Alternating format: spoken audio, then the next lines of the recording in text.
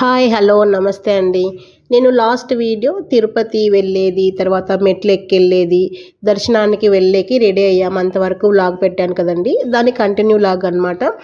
అక్కడ మేము రెడీ అయిన తర్వాత ఇంకా దర్శనానికి వచ్చేసాము. మా దర్శనం వచ్చేసి సుపథం ఎంట్రీ నుండి వెళ్ళాలన్నమాట. లాస్ట్ వీడియోలో రూమ్ కూడా చూపించాను కదా, రూమ్ కూడా టెంపుల్కి బ్యాక్ సైడ్ అండి. చాలా కన్వీనియంట్ అని చెప్పాను కదా, అన్ని వాకబుల్ డిస్టెన్స్లోనే వెళ్ళొచ్చు అనమాట. ఇంకా రెడీ అయిపోయి అలా వెళ్ళిపోతున్నామా.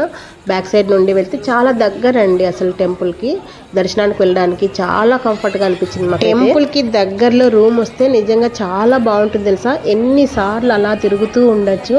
మనం ఎక్కడో రూమ్ వచ్చింది అనుకోండి చాలా కష్టం అండి, వెళ్ళి రావడానికి అంత విసుగ్గా అనిపిస్తుంది అనమాట. ఇలా దగ్గరలో ఉంటే ఎప్పుడూ తిరుగుతూ ఉండొచ్చు తెలుసా. ఎంత ప్రశాంతంగా ఉంటుంది. మేమైతే ఎన్నిసార్లు తిరిగాము. ఈవినింగ్ నుండి నైట్ వరకు టెంపుల్లో చాలా బాగుంటుంది కదా. ఆ క్లైమేట్ అనేది నిజంగా ఎంత బాగుంటుందో. ముందరంతా ఓపెన్ ప్లేస్ ఉంటుంది కాబట్టి చల్లగాలి అలా కూర్చుంటే చాలండి, ఎంత హాయిగా అనిపిస్తుందో. చాలా బాగుంటుంది.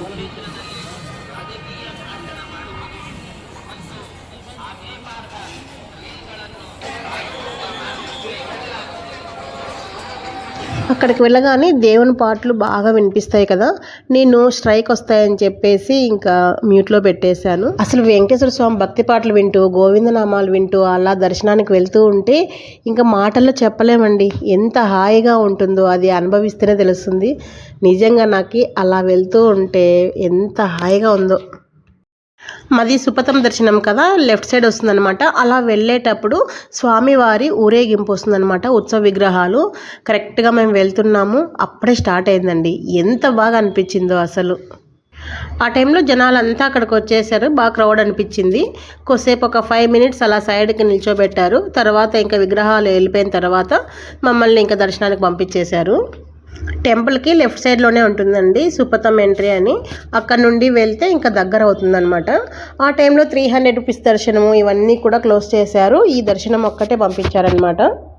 ఇంకా ఫోన్స్ ఇక్కడ పెట్టేయాలి కాబట్టి లోపలికి అలో ఉండదు, ఇక్కడే తీసేసుకుంటారు. ఇక ఫోన్ ఉండదు కాబట్టి వీడియో కూడా దర్శనం అయిన తర్వాత బయటకు వచ్చాక అప్పుడు చూపిస్తానండి. ఇంకా ఫోన్ కౌంటర్లో మేమైతే ఇక్కడ ఫోన్లు ఇచ్చేస్తున్నాము. దర్శనం తర్వాత చూపిస్తాను. ఇప్పుడు లోపలికి వెళ్తున్నామంటే ఎంత ఎగ్జైట్మెంట్ ఉంటుంది కదా. ఇంకా ఆయన్ని చూస్తామన్న ఆనందంలో అసలు ఇంకా మాటలు రావండి. గబగబా లోపలికి వెళ్ళిపోయాము. దర్శనం అయితే ఎంత బాగా జరిగిందో అసలు. 1.5 అవర్లో దర్శనం బాగా అయిపోయిందండి. అసలు స్వామిని చూడగానే కళ్ళల్లో ఆనంద బాష్పాలు వచ్చేసాయి. నాకైతే వెంకటేశ్వర స్వామిని, దుర్గా అమ్మవారిని చూడగానే కళ్ళల్లో ఆనంద బాష్పాలు వచ్చేస్తాయండి. మీలో ఎంతమందికి మీ ఇష్టదైవాన్ని చూడగానే ఇలా కళ్ళల్లో ఆనంద బాష్పాలు వస్తాయో కమెంట్ రూపంలో షేర్ చేయండి. నాకైతే మాత్రం తిరుపతి ఎప్పుడు వచ్చినా స్వామిని చూడగానే కళ్ళల్లో ఆనంద బాష్పాలు అలా తిరగాడతాయన్నమాట. బయటికి వచ్చాక ఇంకా లడ్డు ప్రసాదం తీసేసుకొని అక్కడ కొన్ని ఫొటోస్ తీసుకున్నాము. ఈవినింగ్ టైంలో చాలా బాగుంటుంది కదా. అందులో ఇంకా నైట్ అయిపోయింది కదా, 7 అయింది.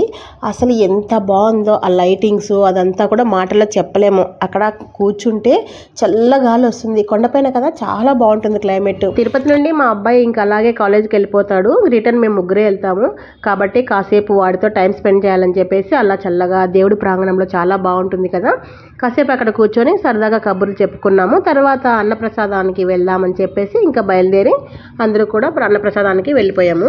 మేము అన్నప్రసాదానికి వెళ్ళే టైంకి అంత క్రౌడ్ లేదండి. 7:30 ఆ టైంలో అవుతుంది కదా, అసలు అంత క్రౌడ్ లేదనమాట. వెళ్ళగానే భోంచేసాము.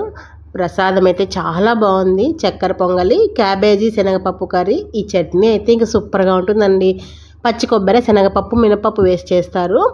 మనం ఇంట్లో చేసినా కానీ ఎందుకు ఆ టెంపుల్లో పెట్టే టేస్ట్ అస్సలు అది. నేను ఎన్నిసార్లు ట్రై చేశాను. కొబ్బరి చట్నీ రెసిపీ కావాలంటే మీరు నాతో కమెంట్ రూపంలో షేర్ చేయండి, నేను ఆ చట్నీ రెసిపీ చూపిస్తాను. ఫస్ట్ అయితే చక్కెర పొంగలి స్వీట్ తిన్నాము, చాలా బాగుంది. క్యాబేజీ శనగపప్పు కర్రీ కూడా అండి నిజంగా టేస్ట్ అయితే చాలా బాగా అనిపించింది నాకు. స్పైస్ కూడా ఉంది తెలుసా. అలాంటి చోట కొంచెం స్పైస్ ఉండదు అంటుంటారు కదా, కానీ టేస్ట్ స్పైస్ చాలా బాగుంది. తిరుమలలో ఒక్క రోజుకి కొన్ని లక్షల మంది భోంచేస్తారండి. ఇక్కడ ఏ కొరత లేకోకుండా అందరికీ అన్నదానం అయితే జరుగుతూనే ఉంటుందండి. మార్నింగ్ వచ్చేసి టిఫిన్, మధ్యాహ్నము 10:30 నుండి భోజనం స్టార్ట్ అవుతుంది తెలుసా. రాత్రి 10:30 వరకు భోజనం అయితే కంటిన్యూగా జరుగుతూనే ఉంటుందండి. ఈవినింగ్ 4 to 5 5 ఒకటి బ్రేక్ ఉందని చెప్పారు. ఆ టైం తప్ప ఇంక ఏ టైం కూడా గ్యాప్ ఉండదు. కంటిన్యూగా భోజనాలు జరుగుతూనే ఉంటాయి. తిరుమలలో అన్నప్రసాదం తినాలంటే ఖచ్చితంగా ఆ మెతుకుల పైన మన పేరు రాసి పెట్టాలండి దేవుడు. అప్పుడే మనకి ఆ ప్రసాదం మన వరకు వస్తుందన్నమాట. కొంతమంది తిరుపతి వెళ్ళాం కానీ భోజనం చేయలేదు అంటూ ఉంటారు కదా. అన్నప్రసాదం దొరకాలంటే కూడా రాసి పెట్టి ఉండాలండి కదా. మీరేమంటారు? నిజంగా భోజనం అయితే చాలా బాగుంది. పచ్చడే కాదు, సాంబారు అన్నీ కూడా చాలా బాగుంది. మజ్జిగ కూడా ఇస్తారండి లాస్ట్ లో. చేసి ఇంకా బయటకు వచ్చి ఒక హోటల్ దగ్గర అలా బయట కూర్చున్నాము. ఉంది చూడు అక్కడ పైన బాగా ఎంత బాగుంది. చెట్ల మధ్యలో మూన్ భలే ఉంది అసలు.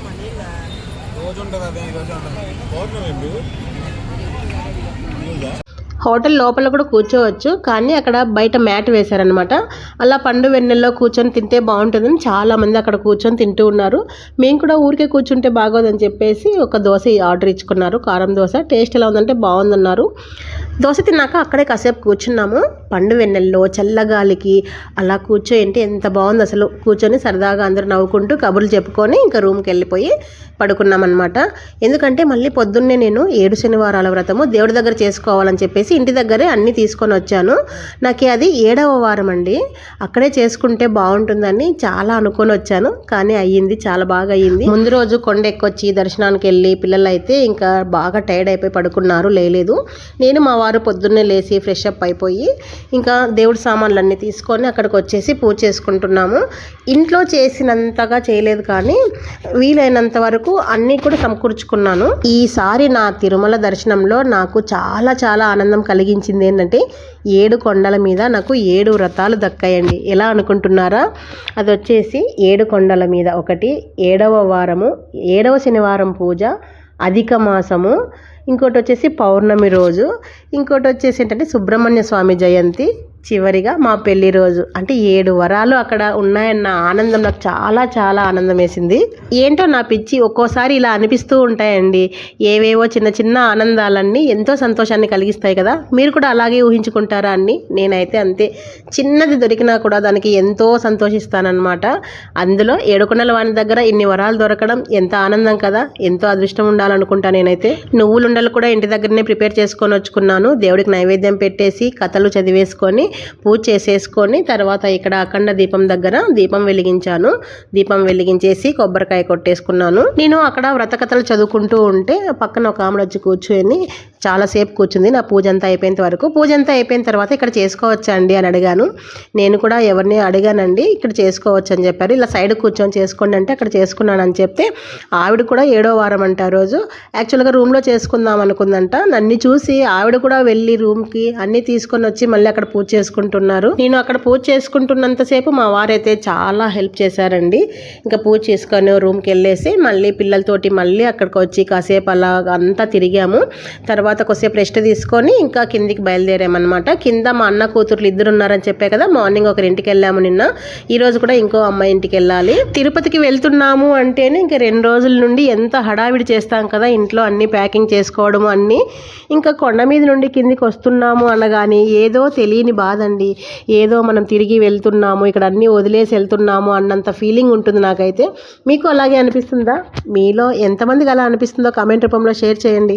మేము పైనుండి మా అమ్మాయి వాళ్ళ ఇంటికి అయితే క్యాబ్ బుక్ చేసుకున్నాము. వచ్చేటప్పుడు మనము కొండకు నడిచి వెళ్ళింటాం కదా, ఆ మార్గం అంతా కూడా కనిపిస్తూ ఉంటుంది. నిన్న ఈ టైంలో మనం ఇక్కడ వస్తున్నాం కదా అనుకుంటూ అలా పిల్లలతో మాట్లాడుకుంటూ వెళ్ళిపోతున్నాము.